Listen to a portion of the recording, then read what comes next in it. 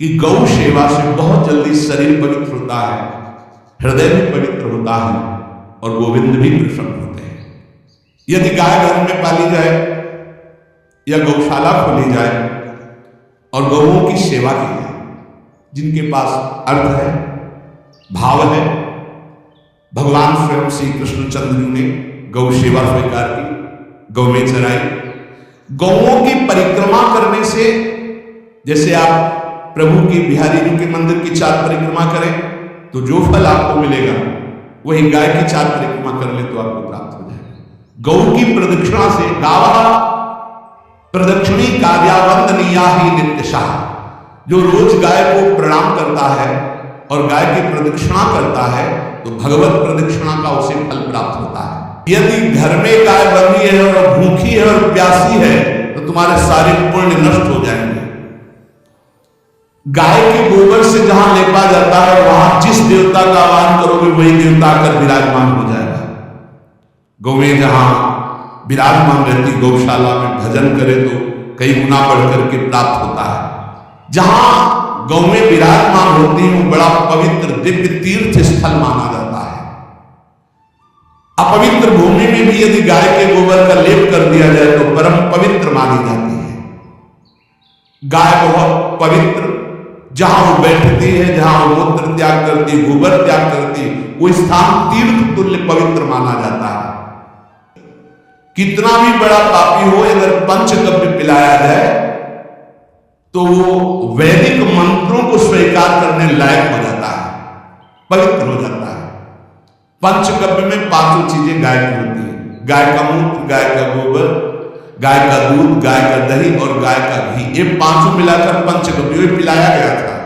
पहली बार वैदिक मंत्र दिया गया था तो पंचगव्य बनवाया था गुरुदेव भगवान ने संज्ञान और वो पिलाया था। ये पंचगव्य पिलाने से अपवित्रता का नाश होकर पवित्रता का संचार होता है। इसलिए धन्य है उनका जीवन जो गौ सेवा परायण है भगवत भाव से। गाय में साक्षात भगवान का भाव रखकर गौ सेवा करते हैं। गाय बंधी हो घर में, प्यासी है और भूखी है, तुम्हारे सुकृत नष्ट हो जाएंगे।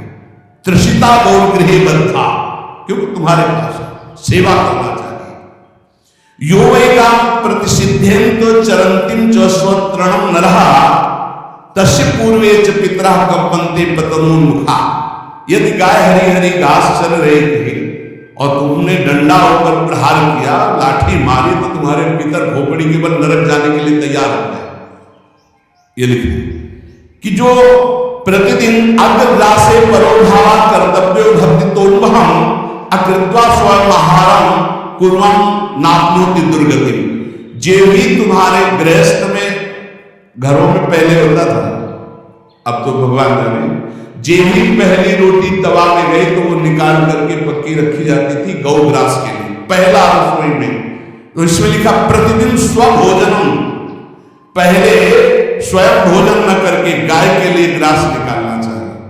हाँ, गौ को माता की पदवी दी गई, जहां गौ को हम आराध्य देव के रूप में मानते हैं, आराधना करते हैं। गौ रक्षा, गौ सेवा, ये बहुत बड़ा इसमें छुपा हुआ है। स्वयं भगवान अवतरित होकर गौ रक्षा, जब गाय के रूप में पृथ्वी रवाती तो भगवान का अवतार होगा।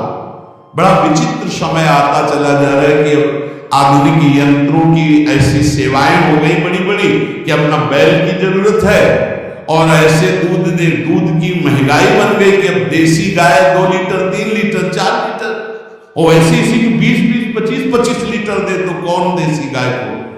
गौओं का सेवा का भावना शास्त्र आज्ञा करता है। जो प्रतिदिन गौग्रास निकालता है, अर्पित करता है, तो उसको अग्निहोत्र करने का फल मिलता है, उसके पितरों को तृप्ति मिलती है और समस्त देवताओं के पूजन का फल मिल जाता है। जो गौग्रास निकाल, जिनके पास अर्थव्यवस्था जो गृहस्थ धर्म में है या जिनके पास अर्थ है, कुछ रोज 1 रुपया निकालो। हम कह रहे रोज निकालो तो महीने में 30 रुपया होते हैं। 30 रुपया में एक गाय को हरी घास तो एक टाइम पवा ही सकते हो ना, बहुत नहीं है तो 1-1 रुपया रुपया निकाल के अगर एक गाय को चारा दोगे तो एक बार का भोजन तो हो ही सकता है। 30 रुपया में हरी घास जाकर उसके दाव एक बार तो पवा दोगे ना। अग्रग्रासे परोभावा कर्तव्य भक्तितोन्वहम, भक्ति पूर्वक गाय को एक ग्रास भोजन में एक रोटी तो निकालना चाहिए गाय के लिए, ऐसा शास्त्र आज्ञा करता है। जो ऐसा करता है तो अकृत्वा स्वयमाहारम कुर्वन्नाप्नोति दुर्गतिम, अपने आहार से एक रोटी निकालकर गाय को देता है और स्वयं 3 रोटी भले पाले, एक रोटी गाय को दे दी तो बोले उसकी दुर्गति नहीं होगी, अर्थात उसके अंदर भाव बढ़ता चला जाएगा, वो भगवान की भक्ति बढ़ेगी। जो सदैव सेवा करता है, उसके दास मच्छर हटाता है, स्नान कराता है, पीठ में हाथ फेरता है, उसके पूर्वज जो पितर हो वो नाच पड़ते हैं, उनका मंगल होना शुरू हो जाता है कि हमारे वंश में गौ सेवक पैदा हुआ बड़ा भाग्यवान है और वो गौ के द्वारा हमें तार देगा, ऐसा भाव।